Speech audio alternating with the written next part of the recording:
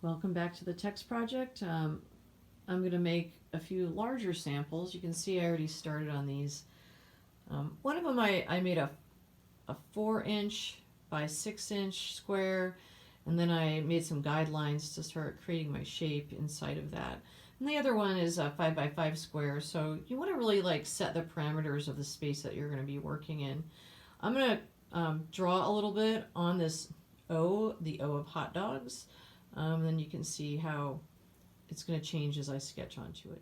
So you can see here I started doing my sketching. I decided I was going to make my O kind of like a pickle chip.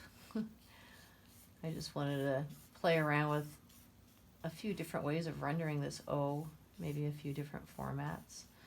So I'm just going to sketch it out, and then I'm going to go over my lines with black ink, and then I'm going to use some wet media, and then the other one I'm going to use some dry media, which is a colored pencil. Usually if I use the dry media, I prefer to use the Bristol board because it's smoother and it'll just give you a more beautiful line.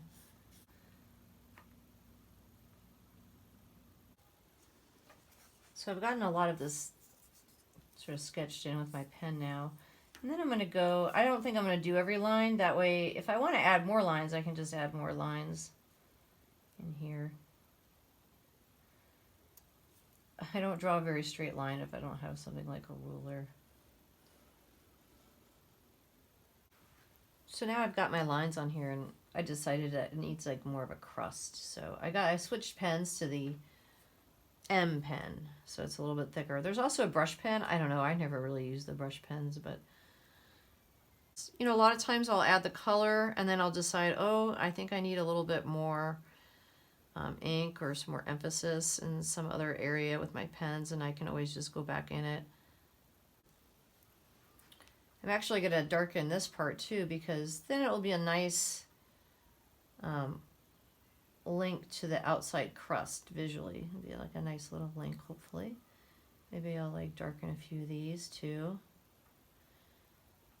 I like to think about like some of the relationships between these different areas of my image. So you can see now this has, you know, it's a pretty decent image.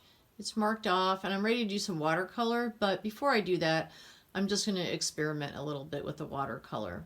So I usually tape off areas that I'm going to use watercolor on with blue tape. So this is that other one I set up, and I put the blue tape around where my square was. This is my 5 by 5 inch square. I think I'm just going to make a Bristol board version of this for colored pencil. And I'm going to get started doing my painting. So the things that you would need are, obviously, you want to have some watercolor paints. These are the ones that I have from school. I don't know, whatever's left. I took the dregs. And then I have a palette. You could use a paper plate if you need a paper plate. I try to have a blotter or some kind of paper towel. And then obviously you want water. Even though there's white watercolor, it's not necessarily going to like look white. It's not really opaque. It's a transparent material. If you want to, if you're familiar with a paint called gouache, which is really just a watercolor that has opacity to it, or is that it's not transparent basically, you can go ahead and use that as well. I like to use a few different colors of the same color. Ooh, these things are impossible to open. There we go. Oh, that's like a weird yellow. It's not really yellow. I guess it's a brown.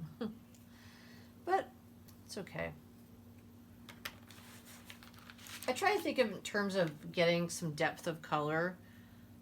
And that means you do have to sometimes let the layers dry.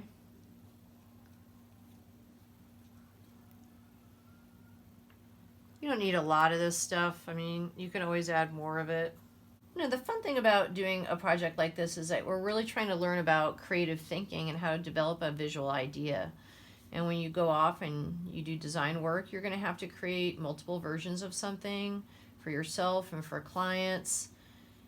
And most things that you do in life, you have to do more than one time to figure out the best way to do it.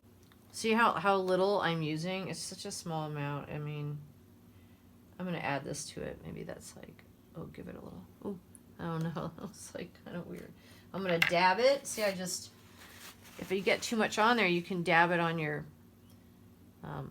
blotter. See, then I can blend it in at the same time. See, it's nice.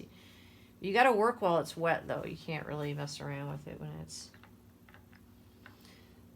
You can also do something like... Here, let me put this in here.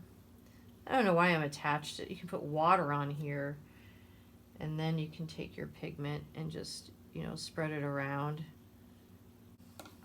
So maybe at the bottom I'll start with my darker colors here. I'm going to put a little bit water on here first. I don't want everything to get lost, right? I don't really want to... Oh, it's a lot on there. Put a little bit of... Look at that blood red pigment. Oh my gosh. I think I went a little nuts with that, but it's okay. So I'm mixing them. You know, I'm just...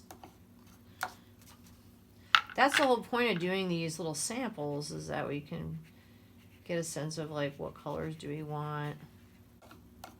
I think I'm gonna make sure it stays like lighter over here on this side and just use a lot of this, kind of pull some of the pigment in. I just wouldn't have your first time doing the watercolor material, if that's what you're using, on something that you really deeply care about. You could even just take some of the plain watercolor paper. These are like little ones that I got. And just try to create some washes and mix some colors and things. Like now, look at all this waste I have. It's like, I barely even used any of it for that. So this is the piece I just finished painting. And you can see it has a lot of negative space. And I haven't really done that much in it because it was a painting sample. But you also want to think about that visual continuity and how you can use those guidelines to make sure you're intentionally placing your letters within the space. I mean, if they don't all line up, why don't they line up? Maybe there's a reason thematically for your letters to be different sizes. But, you know, normally you want to have them all around the same size and to have a really clear visual relationship to each other. My pickle image, I'm not as concerned about the negative space because the image itself is more detailed. There's less negative space. It takes up most of the image itself, the O, the pickle O.